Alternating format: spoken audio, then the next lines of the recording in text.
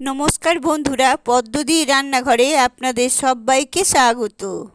আজকের আমি আপনাদের সাথে শেয়ার করব মুচমুচে মুখরোচক এবং দারুণ টেস্টি ডালের বড়ার রেসিপি। আর এইভাবে বানালে বাচ্চা থেকে বড় সকলেই খেতে খুবই পছন্দ করবে। আর বানানো একেবারেই সহজ। চলুন তাহলে দেখে নেওয়া যাক ডালের বড়ার রেসিপিটি। ডালের বড়া বানানোর জন্য আমি এখানে 150 গ্রামের মতো ছোলার ডাল নিয়েছি।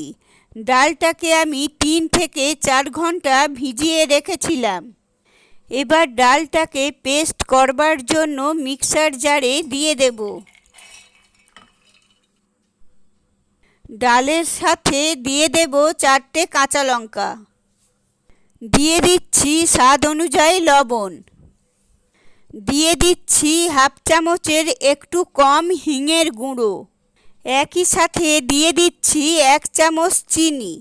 এটা অপশনাল, আপনারা না চাইলে নাও দিতে পারেন, তবে দিলে ডালের বড়ার টেস্টটা আরও দ্বিগুণ বেড়ে যায়। এবার মিক্সার জারে ঢাকা বন্ধ করে ডালটাকে পেস্ট করে নেব। দেখুন, ডালটাকে এভাবে পেস্ট করে নিতে হবে যাতে ডালে হালকা দানা থেকে যায়। এরপর ডালের পেস্টটিকে একটি বোলের মধ্যে নিয়ে তাতে দিয়ে দেব সামান্য গোটা জিরে। দিয়ে দিচ্ছি হাফ চামচ হলুদ গুঁড়ো। দিয়ে দিচ্ছি হাফ চামচ লঙ্কার গুঁড়ো। ঝালটা অবশ্যই আপনাদের টেস্ট অনুযায়ী দিয়ে দেবেন। এবার একটি চামচের সাহায্যে ডালের পেস্টটিকে ভালো করে মেখে নিতে হবে। দেখুন, ডালের পেস্টটি ভালো করে মেখে নেবার পর ডালের বড়াটি ভাজার জন্য একটি কড়াই তেল গরম করে নেব। এরপর তেল গরম হলে ডালের বড়াগুলি অল্প অল্প করে হাতের সাহায্যে ছাড়তে থাকব।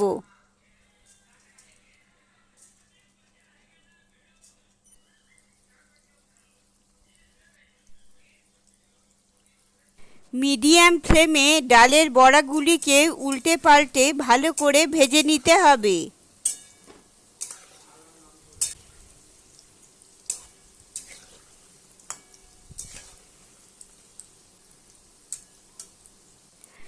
ডালের বড়াগুলি লাল হয়ে ভাজা হয়ে এলে বড়াগুলিকে একটি পাত্রের মধ্যে তুলে নেব।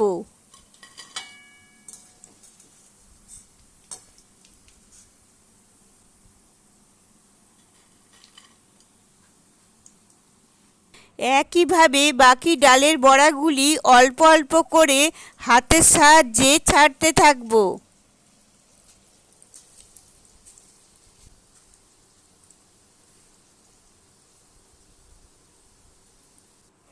আবারও বড়াগুলিকে উল্টে পাল্টে ভালো করে ভেজে নিতে হবে।